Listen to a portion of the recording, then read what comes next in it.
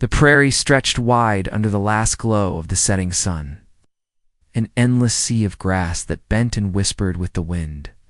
A single figure moved slowly along the dusty trail, her dress torn, her face streaked with dust and tears. She had nothing left but the weight of her own footsteps and the fear that shadowed her every move.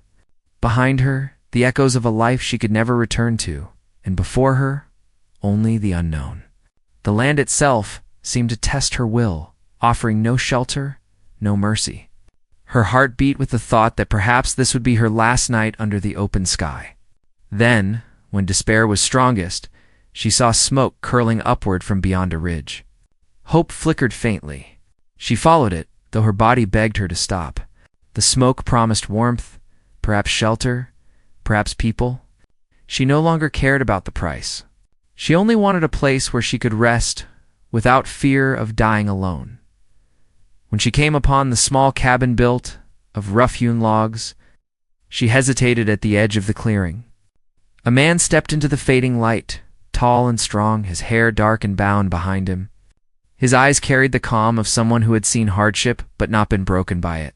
She felt the weight of his gaze upon her, not cruel, not unkind, but steady.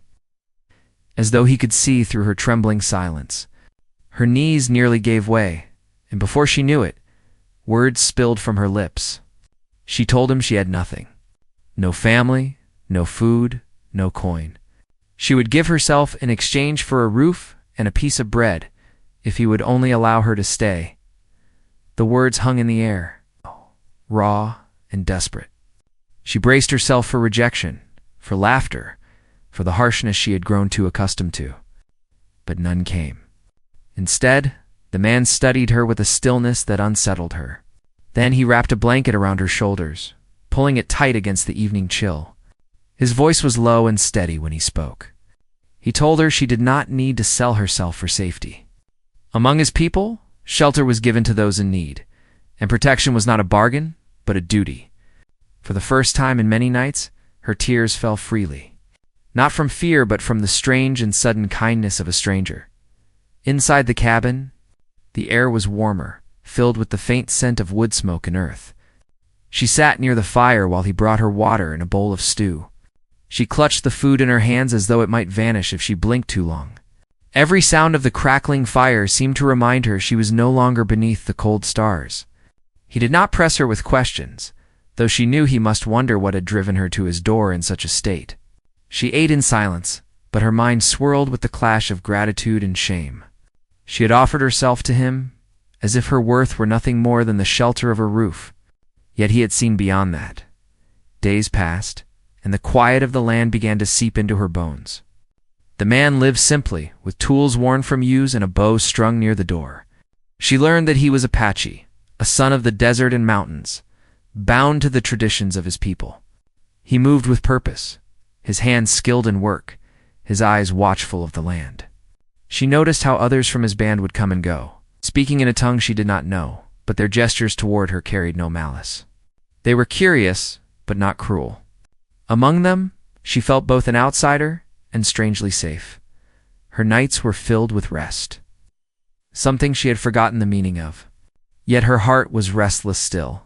She feared that this peace was only borrowed, that at any moment she might be cast out, or that danger from the world she had fled might find her here. Sometimes, when the wind carried the sound of riders in the distance, she would startle awake, clutching the blanket he had given her. But each time, he would reassure her with a calm hand, telling her she was safe beneath his watch. His words, though few, settled deep into her heart. She began to notice the way he carried burdens without complaint, how he gave without asking for anything in return. When storms came across the plains, he stood steady against the thunder, guiding her through the fear. When laughter returned to her lips for the first time in months, it startled her, yet he smiled faintly, as though he had been waiting for it all along. Still, beneath the calm of their days, there lingered a question she could not silence. Why would he care for her, a stranger with nothing to offer but sorrow? One evening, as the sun bled across the horizon in shades of fire and gold, she found herself standing beside him at the edge of the clearing. The silence between them was filled with the hum of crickets and the far-off cry of a hawk. She wanted to ask why he had taken her in, why he had not asked for the price she had been so ready to pay, but her voice failed her. He looked out across the land, his expression unreadable. Then he turned, meeting her eyes with a gravity that made her breath catch. He said she was safe not because she had bargained for it, but because it was his choice to protect her. His people knew hardship, he told her, and they did not turn away those who had suffered. Her heart swelled with a mixture of relief and confusion. She had never known such a gift, never known shelter without cost. In that moment, something shifted inside her, though she could not name it. She wanted to believe his words, to trust in the safety he offered, yet fear clung to her still. The world outside was cruel. She wondered how long this fragile peace could last. As night settled and the fire crackled within the cabin, she lay awake, staring into the shadows on the ceiling. She thought of the life she had left behind, of the cruel hands of fate that had driven her to the edge of despair. She thought of the man who now watched over her, his strength both comforting and unsettling. Somewhere in the darkness, she realized, her story had begun to change. The land was still vast and wild, the dangers still real.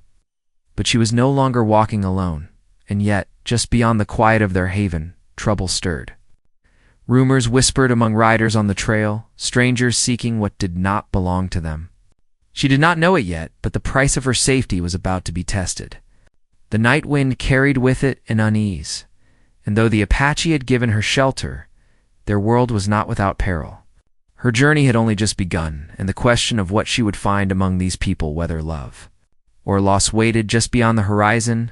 Would the sanctuary she had found endure, or would the world come to tear it away? The fire burned low, casting long shadows on the walls and in her heart. She knew that the answer was waiting with the dawn. The morning came with the sound of coyotes far off in the hills, their cries fading with the light. She rose slowly, still wrapped in the blanket he had given her, and stepped outside the cabin. The air was cool and sharp, carrying the smell of sage and smoke from the dying fire inside. The land stretched wide, as if it had no end, and for the first time she felt small, but not invisible.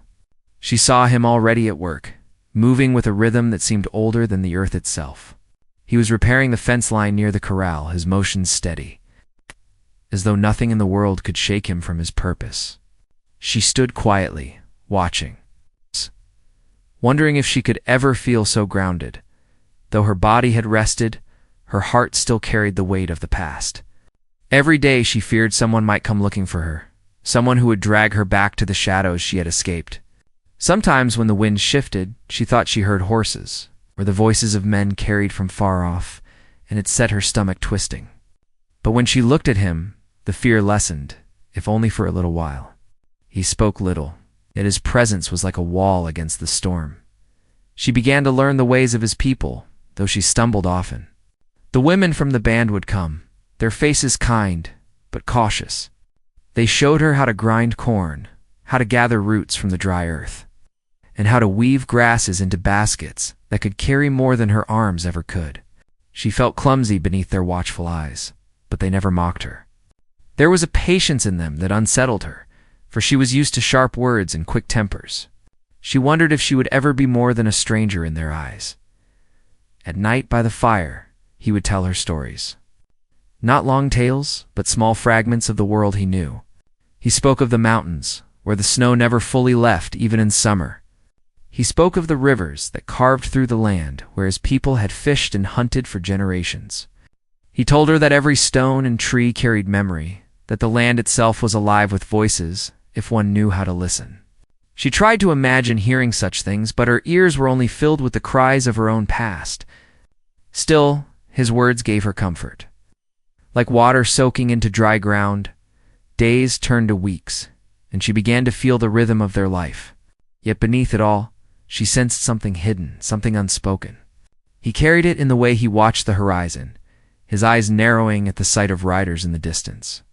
The people whispered in their own tongue when strangers passed near. Then, though she could not understand the words, she felt the unease in the air.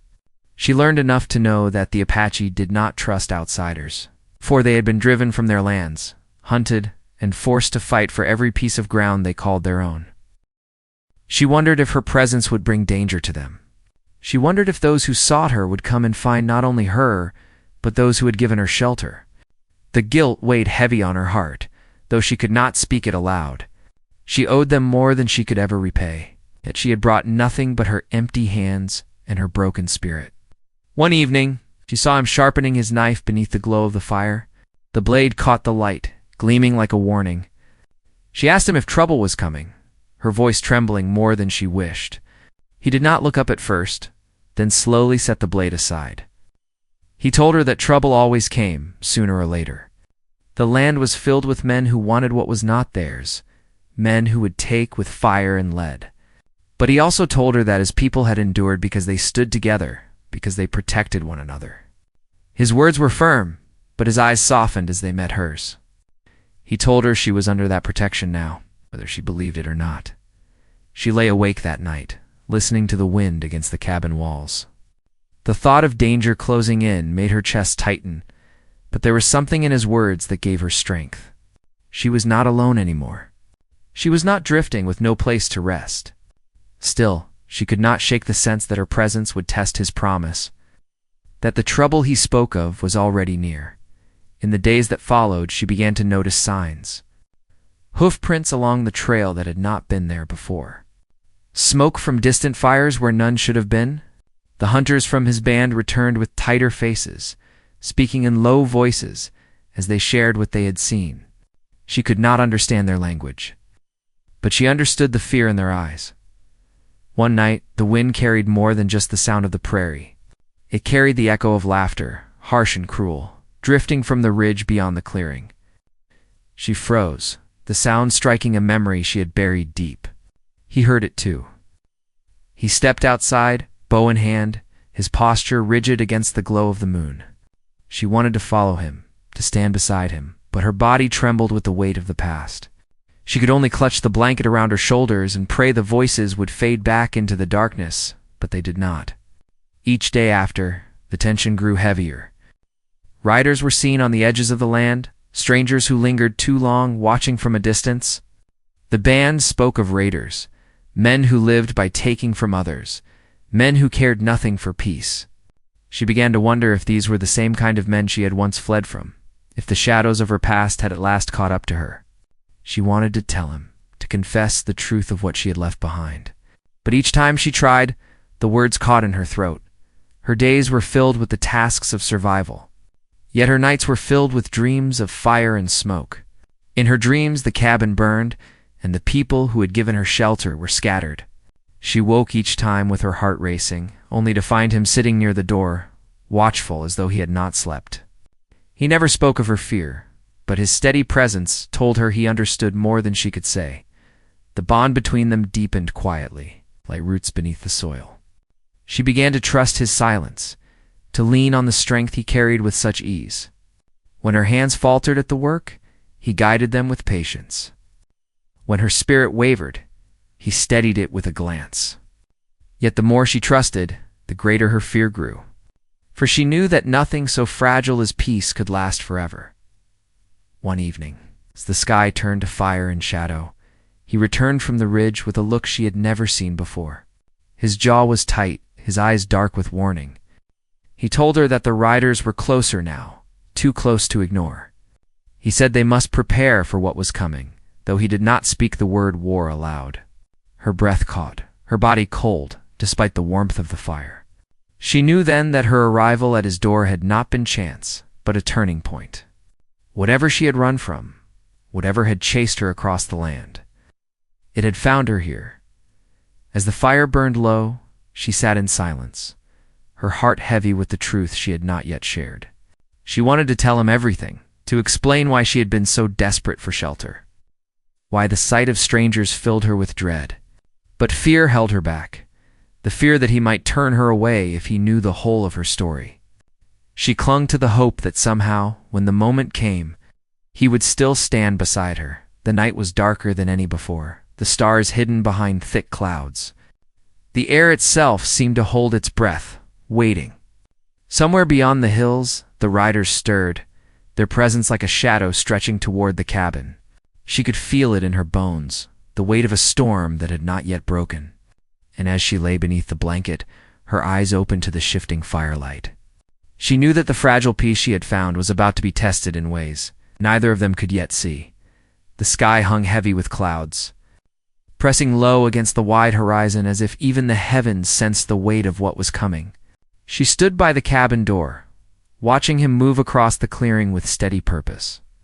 His bow was strung, his quiver full, and his knife hung at his side. There was nothing hurried in his motions, yet she felt the urgency in every step. He was preparing, though he had said little to her about what they truly faced. She wanted to ask, to demand answers, but fear held her silent. Words seemed too small against the shadow gathering around them. The Apache band gathered near the fire that evening, their voices low, their faces lit in the shifting glow. She sat on the edge, listening though she understood only fragments. Still, she caught enough to know the riders were no longer a distant worry, but a real and present danger. They had been seen closer to the river, their tracks fresh, their fires leaving smoke trails where none should have been. The elders spoke with grim certainty. These men were not wanderers. They were looking for something or someone. Her heart twisted at that thought, for deep down she knew who it was they sought. She slipped away from the circle and sat alone near the cabin, the weight of guilt pressing into her chest. She had brought this upon them. They had offered her kindness, a roof, food, and even protection. Yet in return she had given them nothing but a danger that now threatened their lives. The firelight flickered on the edge of her vision. She thought of leaving in the night, slipping away so the danger would follow only her. But when she looked back and saw him standing tall by the flames, his eyes scanning the shadows as if he could read the night itself, she knew she could not go. Her legs might carry her away, but her heart would not. The days that followed grew tense. The riders did not attack outright, but their presence was felt like a storm rolling slowly closer. Hunters returned with less meat, saying the game had been scared off by the noise of horses and gunfire. Women whispered of footprints near the creek, of strangers watching from the hills. The children were kept close, no longer free to wander the meadows. It was as if the land itself had tightened its grip, holding its breath. One afternoon she ventured to the river with 2 women from the band. They gathered water in clay jars, speaking softly to one another, while she tried to keep pace. She was bending near the bank when she felt it, a prickling on the back of her neck, the sense of eyes upon her. She turned sharply, and across the water stood a man on horseback. His hat shaded his face, but she could see the grin spread wide beneath it. The horse pawed the ground, restless, as though it too felt the tension. The man raised a hand, tipping his hat in a gesture that chilled her blood, then turned his horse and rode off into the trees. The women pulled her away quickly, their faces hard. They said little as they hurried back to the camp, but she knew what they feared. The riders were no longer keeping their distance. They were watching openly now, as if daring the Apache to make the first move. She lay awake that night, replaying the moment by the river, the way his grin had sliced through her like a blade. It was not the look of a stranger seeing a woman by chance. It was the look of someone who had found what he was searching for. She wanted to tell him about it. But when she tried, her voice faltered. She feared that if she confessed the truth, that these men were likely connected to the past she had tried to outrun, he would look at her differently. He might see her as a curse upon his people, someone who had brought ruin to their door. So she said nothing, burying the fear deep in her chest, though it burned like fire with every breath. Meanwhile, within the band, other tensions began to grow. Some of the younger warriors pressed for action, eager to confront the riders before they could strike. The elders counseled patience, saying it was better to know the enemy's strength before rushing into battle. Voices rose around the fire, sharp with disagreement, until he stepped forward to quiet them. His words were calm, but his presence alone carried weight. He reminded them that survival was not only about bravery but wisdom, that rushing into a fight without knowing its shape could cost more than it gained. For a time his voice stilled the storm, but she could feel the unrest simmering beneath the surface. She also began to see another conflict rising within herself. Though fear gnawed at her, there was also a strange pull to this life she had stumbled into. She had begun to feel the rhythm of the people, to find small pieces of belonging in their ways. When she laughed with the women over shared work, when she felt the warmth of the fire and the steady watch of the men who guarded the camp. It stirred something she had never known before. For the first time in her life, she felt part of something larger than her own survival.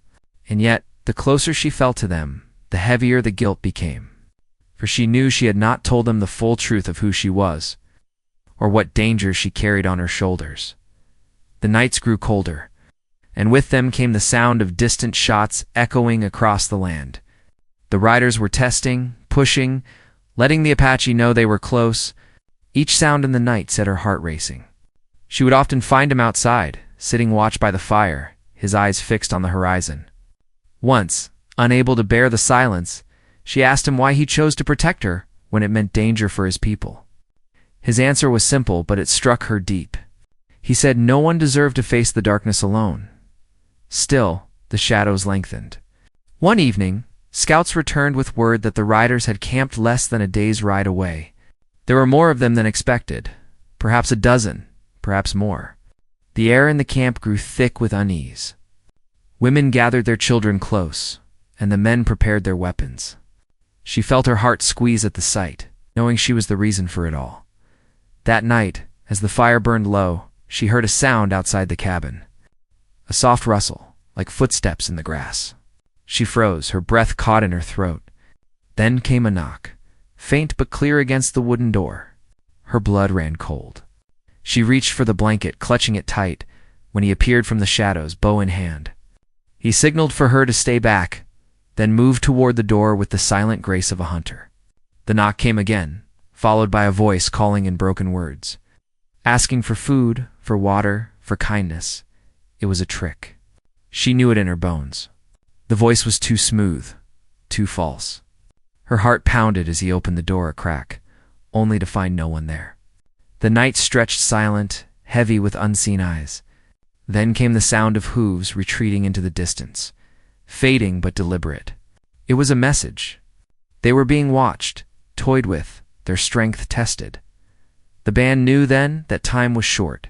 Preparations began in earnest, with weapons checked, food stored, and children hidden away in safer places. She worked alongside the women, though her hands shook with fear. Each moment felt like the calm before a storm. She could not shake the memory of that rider's grin by the river, the way he had looked at her as if he already owned her fate. The conflict grew not only outside the camp but within her heart. She longed to confess everything, to tell him the truth of who hunted her and why. Yet every time she tried, the words stuck like stones in her throat. What if the truth made him turn from her? What if the people who had shown her such kindness cast her out for the danger she carried? She feared that almost more than the riders themselves. The tension spread through every corner of their lives. Children whispered of monsters beyond the trees, women sang softer as they worked, and men kept their weapons closer than ever. The prairie, once open and endless, now felt like a trap, every shadow a threat. She felt it closing in, the sense that something was about to break.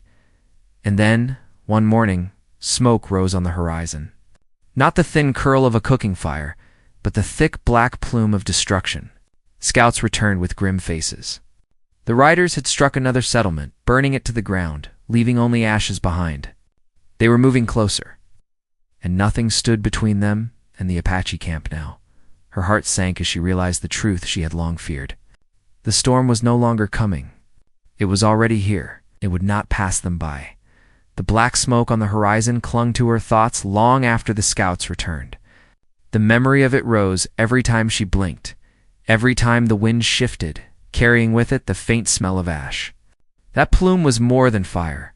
It was a warning, a promise of what would come if the riders reached them. She walked through the camp, her steps unsteady, listening to the whispers that passed among the people. Fear had settled into their bones, but so had determination. The Apache were no strangers to danger. They had weathered raids, soldiers, and the relentless push of those who wanted their land. Yet this time, the threat carried her name, even if none of them knew it. He sharpened his blade in silence by the cabin door.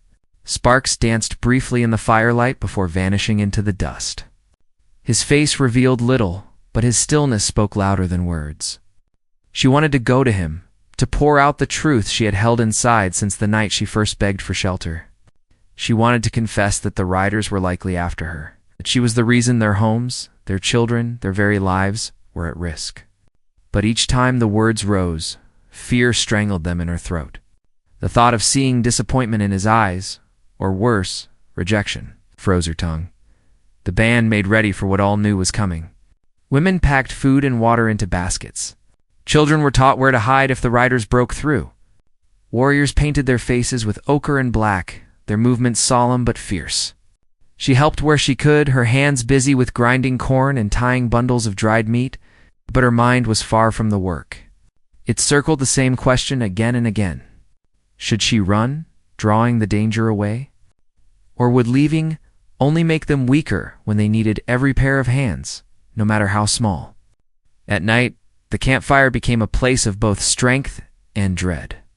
The elders told stories of old battles, reminding the young that courage was not the absence of fear, but the act of standing firm in its shadow. The children listened wide-eyed, clinging to the words as though they could shield them from the coming storm. She sat among them, the flames reflected in her eyes, trying to draw strength from their resolve. Yet deep inside, she felt the walls of her secret pressing tighter. Threatening to crush her, scouts returned each dawn with darker news. The riders were moving closer, their numbers swelling. They rode fast, burning and stealing as they came, leaving nothing untouched. Soon, there would be no more distance left. One morning, a scout arrived with a bloodied arm and a face pale with shock. He had been chased, barely escaping. The riders knew the Apache camp was near. They were no longer circling. They were hunting. He gathered the warriors that evening, their silhouettes sharp against the dying sun. She watched from a distance, her heart heavy as their voices rose and fell. Some demanded they strike first, meeting the riders before they reached the camp. Others urged caution, wanting to protect the women and children before all else. She could see the weight of the decision in his face, the burden of leadership pressing down upon him. He did not speak until the fire burned low, and when he did, his voice was calm but resolute. They would not run. They would stand. That night she could not sleep. The air was thick, charged with a silence that seemed to hum with unseen threats. Every creak of the cabin, every rustle of grass outside made her heart pound. She rose and stepped into the night, the blanket tight around her shoulders. He was there, as she knew he would be, standing watch with his bow in hand. The moon cast silver across his features, sharpening the lines of his face. She wanted to tell him then, to let the truth spill into the quiet night, but when he turned to her with steady eyes, the words fled. Instead, she asked him if he feared what was coming. His answer was simple. Fear was natural, he said, but fear did not decide the outcome. Action did. She felt the strength in his words, but also the weight of what lay unspoken between them. He reached out and adjusted the blanket around her shoulders, a small gesture that warmed her more than the fire ever could. Yet even in that moment, she felt the shadow pressing closer, reminding her that peace was fragile, and dawn might not come for all of them. By the next day, the signs were unmistakable. Smoke rose nearer, the scent of burning wood and scorched earth carried on the wind. Tracks filled the trails, too many to count. The riders were close enough now that their laughter and curses drifted faintly through the hills. Children cried in their mothers' arms, hushed quickly for fear of being heard. Men stood ready with weapons in hand, every muscle taut with anticipation. She tried to busy herself with the women, but her mind would not rest. Every glance over her shoulder brought back the memory of that rider by the river, the way his grin had cut into her soul. She felt certain that he had seen her, recognized her, and marked her as the prize they sought. She told herself that staying silent was for the good of the camp, that her confession would only divide them when they needed unity. But deep inside, she knew the truth. She was afraid that if she spoke, the fragile bond she had found with him, all of them would shatter. The sun dipped low, and with it came the first sign of the storm breaking. From the ridge beyond the clearing, riders appeared, their shapes dark against the burning sky. They did not charge, not yet, but circled like wolves testing the edge of a herd. Their shouts carried on the wind, taunts meant to unnerve, to remind the Apache that danger was no longer distant. She stood frozen, as the warriors formed a line, bows drawn, eyes sharp. He was at the front, tall and unyielding. His gaze fixed on the intruders. The riders lingered, then pulled back, their laughter echoing long after their shapes vanished into the trees. It was not a retreat. It was a game, a reminder that they controlled the pace of the hunt. The Apache returned to the fire with grim faces, their silence heavier than words. She felt it too, the dread of knowing the first clash was near, that the test was over and the true fight about to begin. That night no one slept. Fires burned low but steady. Weapons were kept within reach, and every ear strained at the sounds of the dark. She lay on the cabin floor, staring into the flicker of firelight, her mind replaying every choice that had led her here. She thought of the life she had fled, of the cruelty that had chased her across the land. She thought of the kindness she had been shown, of the shelter she had been given without cost. She thought of him, his promise that she was safe, his steady presence that anchored her, even as the world threatened to unravel. And with each thought came the same fear that all of it would be torn away because of her. The first light of dawn brought no relief. The camp stirred, weary but resolute. Scouts had seen the riders again, closer than ever, massing near the creek. The Apache prepared as they had always done, with quiet strength. But she could see the tightness in their faces, the knowledge that the day ahead might decide everything. She stood among the women, helping to hide the children and pack what could be carried. Her hands shook as she tied knots, her eyes darting to the ridge again and again. By midday, the air was heavy with the sound of approaching hooves. The earth trembled beneath their weight, and the cries of the riders cut through the silence like blades. The warriors took their places, bows drawn, eyes sharp. She clutched the edge of the cabin door, her breath caught in her throat as she watched them gather. He stood at the front, calm but fierce, his presence like stone against the coming tide. The riders appeared, a swarm of dust and steel, their laughter turning to shouts as they drew nearer. The camp braced, every heart pounding, every hand ready. She felt her own pulse roar in her ears, the fear nearly crushing her. And then, just as the riders crested the ridge, their leader pulled to the front. The sight of his face froze her blood. It was the man from the river, the one who had grinned at her with such cruel certainty. His eyes swept the camp, and when they found her, the grin returned, sharp and merciless. In that moment, the truth she had buried threatened to spill out, but it was too late. The riders were upon them, the storm breaking at last. The clash was no longer a shadow on the horizon. It was here, crashing down with fire and fury, and the fragile peace she had clung to hung by a single fraying thread. The roar of hooves filled the clearing, shaking the earth as the riders charged. Dust rose like a storm cloud, swallowing the camp in a haze of chaos.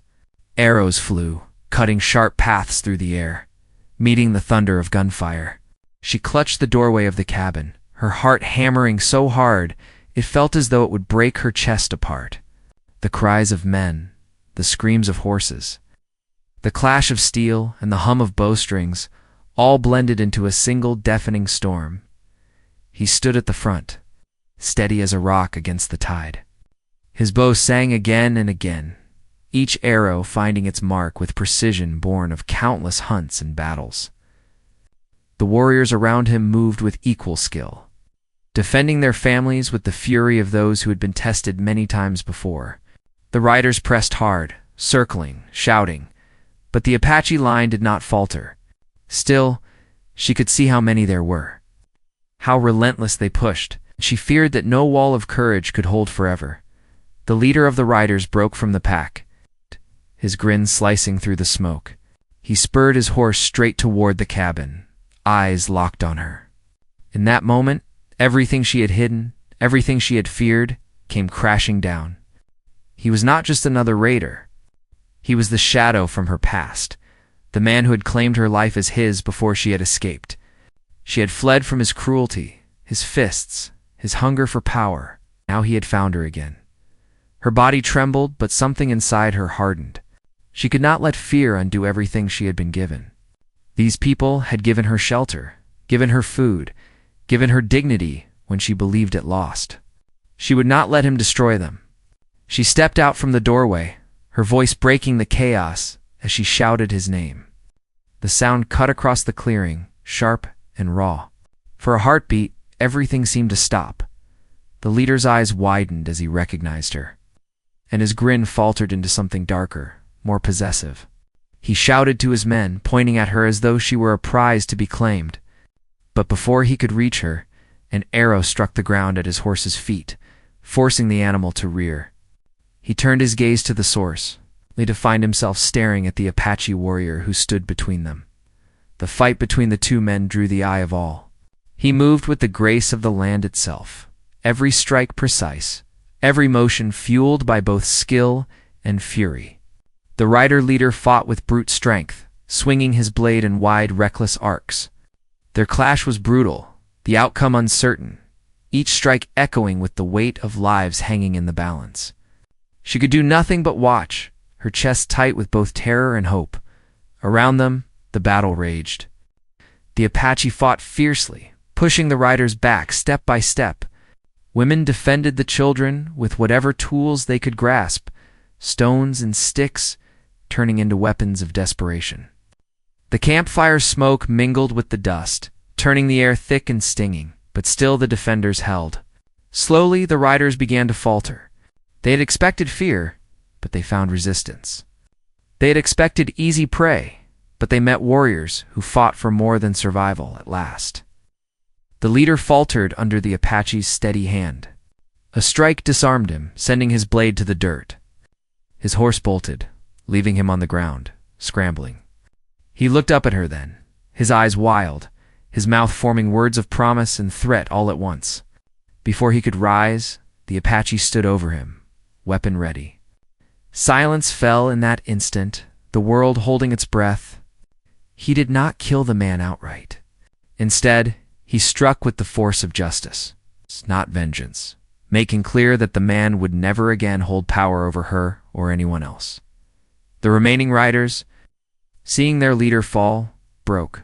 Fear spread among them, and they turned their horses, fleeing into the distance with shouts of defeat trailing behind them.